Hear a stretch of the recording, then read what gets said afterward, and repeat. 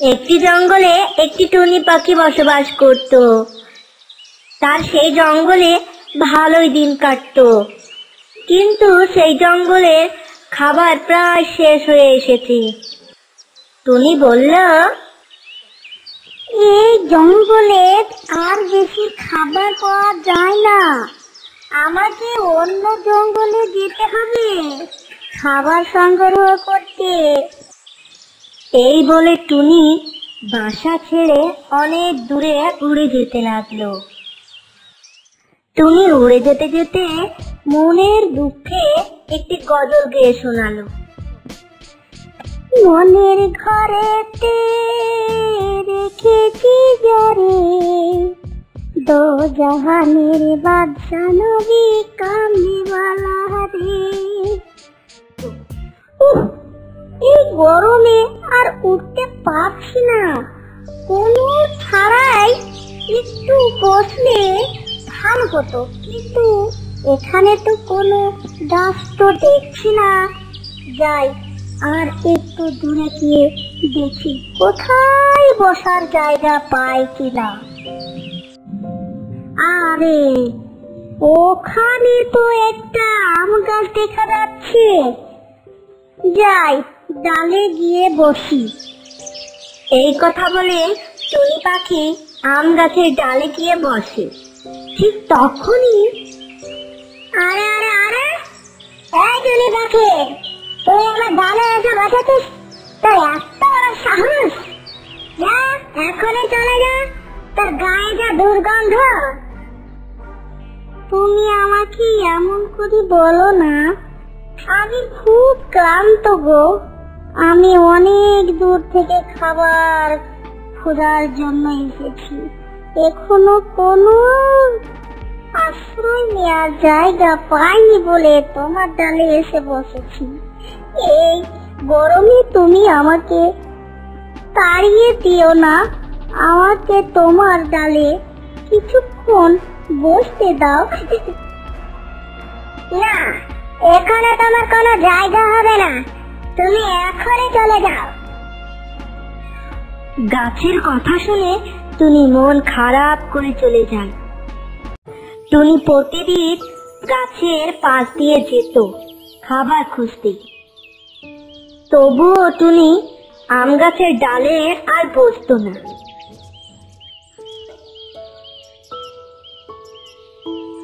একদিন সকালে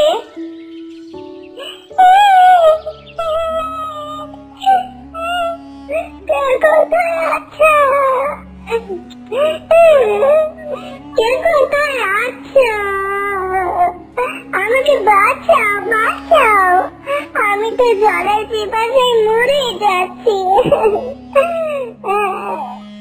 তখনই টুনি পাখি দেখে আর নিচে এসে বসে। আর টুনিকে দেখে আম গাছ বলল, টনি বোন, টনি বোন, আমাকে বাঁচাও, আমাকে বাঁচাও, এই গরমে যে আর সহ্য করতে পারছি না, আমাকে দয়া করে জল এনে দাও। না না না, তুমি আমাকে সেদিন তোমার গাছের ডালে বসেছিলাম বলে তুমি কত কথা শুনিয়েছিলে, সেদিন তুমি আমার কষ্টটা বুঝলে না তো? তাহলে আমি কেন তোমার সাহায্য করব? তুমি তুমি একটা অহংকারী, এখন তুমি তোমার অহংকার নিয়ে থাকো। এই কথা বলে টুনি সেখান থেকে চলে গেল। কিছুদিন পর জলের অভাবে গাছটি মারা যায়। আর ওদিকে দুপুরবেলা হয়ে এসেছে। ঠিক সেই সময় কালো কাক ক্লান্ত হয়ে নাগিনীর বাসার সামনে গিয়ে বসে। আর সে যখন দেখলো গাছের কোটরে, আর সে তো অবাক, তার জিভে চলে আসে জল। আরে বাহ, এত মোটা মোটা ডিম! আজ তো দেখছি লটারি লেগে গেল। বাহ, একটি ডিম এক্ষুনি খেয়ে ফেলি। হা হা হা, খিদের জ্বালায় প্রাণটা বেরিয়ে যাচ্ছে। আর একটি ডিম সঙ্গে করে নিয়ে যাই গিন্নির জন্য। এই বলে কালো কাক একটা জোরে হাসি দেয় আর একটি ডিম উঠতে উঠতে নিয়ে গেল। কিছুক্ষণ পর নাগিনী ফিরে আসে। নাগিনী তার ডিমের এমন অবস্থা দেখে কান্নায় ভেঙে পড়ে। আমার এমন সর্বনাশ কে করলো গো, আমার একটি ডিমও নেই। কান্না করতে করতে কমলিনী বলল, না, আমি এরকম অসহায়ের মতো এইভাবে কান্না করতে পারি না।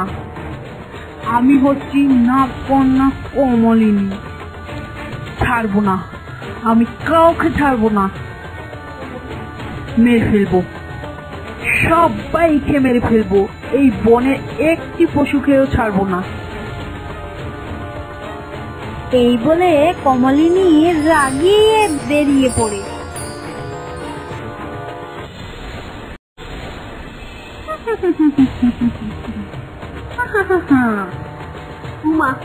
মাটি এরকম কাঁপছে কেন? ও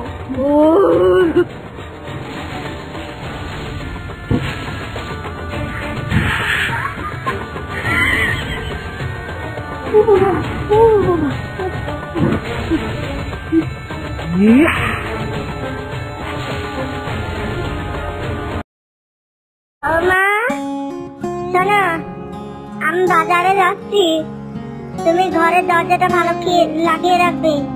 আমি বাজারে বাজার করে নিয়ে আসছি বাজার থেকে, ঠিক আছে? ঠিক আছে মা।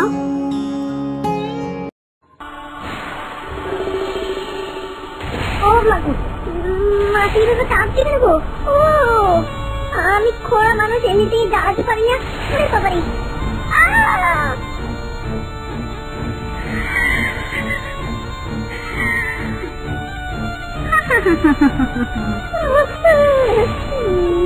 ও মা গো, এটা দেখছি একটা ভয়ঙ্কর নাগিনী।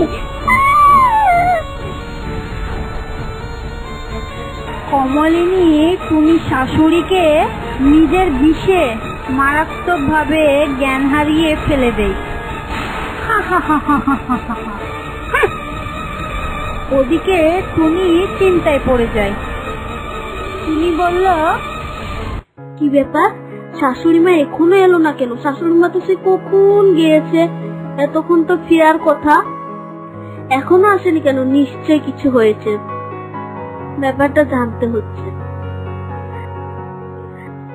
টুনি বাজার পথে যেতে যেতে দেখে তার শাশুড়ি বিষে নীল হয়ে পড়ে আছে। ও মা, তোমার কি হয়েছে? পড়ছো না কেন? কি হয়েছে তোমার, বলো। ও মা, তো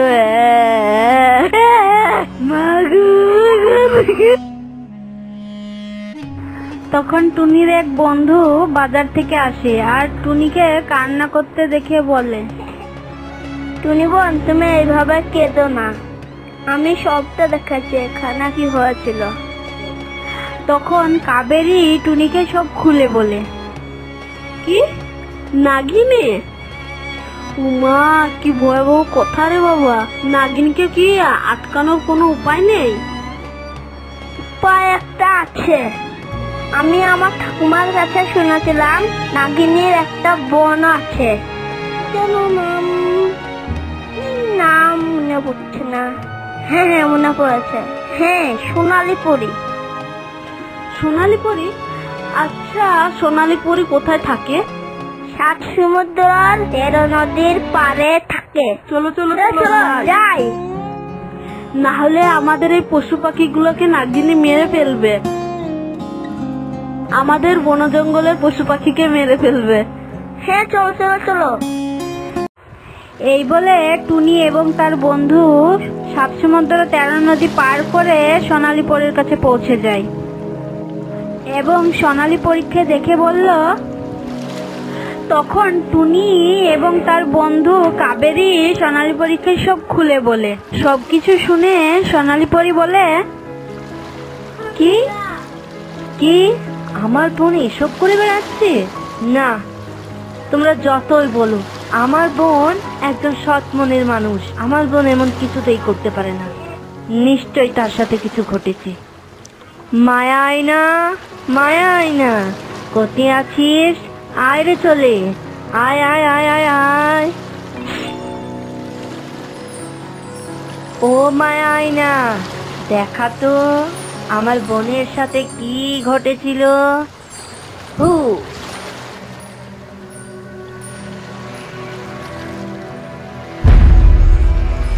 কি? ওই কালো কাক তো আমার বোনের মেয়েকে মেরে ফেলবে। আমাকে আমার বোনের মেয়েকে বাঁচাতেই হবে, নইলে ওই কালো কাক আমার বোনের মেয়েকে মেরে ফেলবে। আর আমার কমলিনী বোনের যে একটি মেয়ে বেঁচে আছে এখনো, তা আমার বোন কমলিনীকে জানাতেই হবে। আমাকে এক্ষুনি যেতে হবে। টুনি, কাবেরী, তোমরা তোমাদের বাড়ি চলে যাও। আমি এখান থেকে আমার জাদুর সাহায্যে আমি আমার বোনের কাছে যাচ্ছি, কমলিনীর কাছে গিয়ে সাহায্য করবো।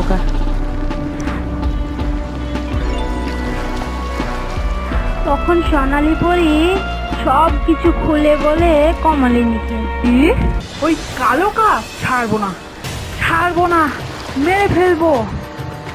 ওর জন্য অনেক নিরীহ পশুদের কষ্ট দিয়েছে। আমি নিজেকে ক্ষমা করতে পারবো না, কখনো ক্ষমা করতে পারবো না। কিন্তু কালু কাক, তোর নিস্তার নেই। এবার তুই মরবি।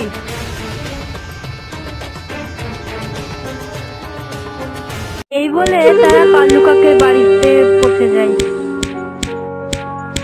এবং তারা অদৃশ্য হয়ে দেখতে থাকে। এখনো পর্যন্ত কালু কাক তার মেয়েকে মারধর করছিল। কমলিনী আর সহ্য করতে না পেরে নিজের নাগ রূপে চলে আসে।